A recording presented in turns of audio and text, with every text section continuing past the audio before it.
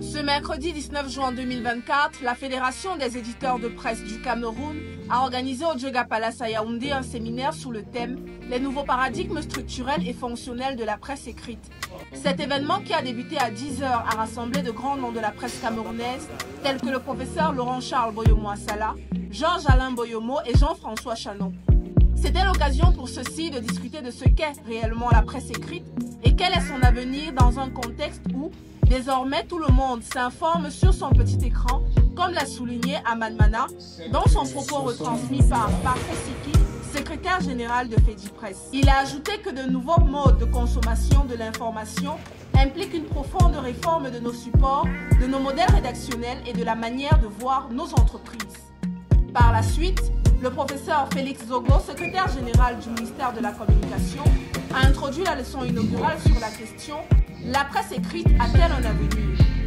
Il en ressort que, de par l'histoire, celle-ci a toujours su vaincre et résister aux autres médias face auxquels on la donnait agonisante.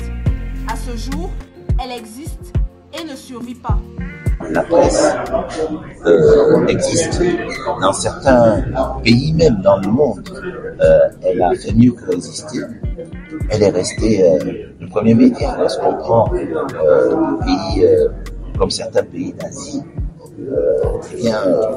en Chine, nous avons des quotidiens qui sont millionnaires en termes de tirage, milliardaires en termes de lecteurs.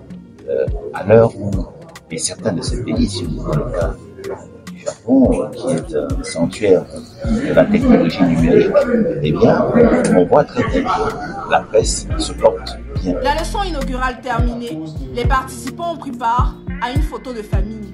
La suite des échanges a donné lieu à des discussions qui ont porté sur des contraintes et des défis de la presse écrite.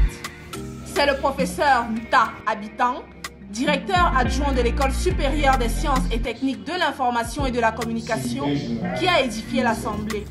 Il n'a pas manqué de signifier que la presse écrite au Cameroun a démissionné des missions qui sont les siennes et s'est installée dans une sorte de paresse où elle reproduit ce qu'on dit en radio ou en télé et annonce les faits au lieu de les expliquer. Il faudrait sortir de l'idée selon laquelle on a une presse écrite qui est distincte d'une presse audiovisuelle. Pour l'entreprise maintenant, il y a un effort au niveau des pratiques à opérer.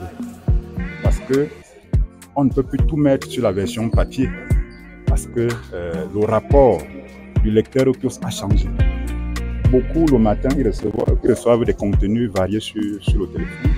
Ça veut dire que nous devons certes conserver le papier, mais il faut conserver ça pour une portion congrue. Il faut digitaliser au maximum les contenus, avoir un site, avoir des community managers interactifs,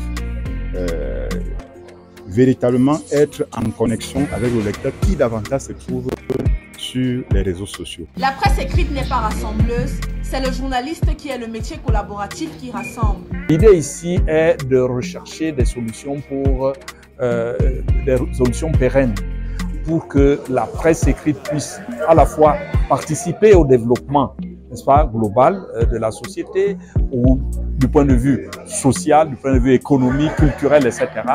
Mais également être une activité professionnelle qui permet de nourrir ceux qui la choisissent. Toute autre distinction nous embrigade et nous emprisonne, l'a si bien dit le professeur Laurent-Charles Boyomo.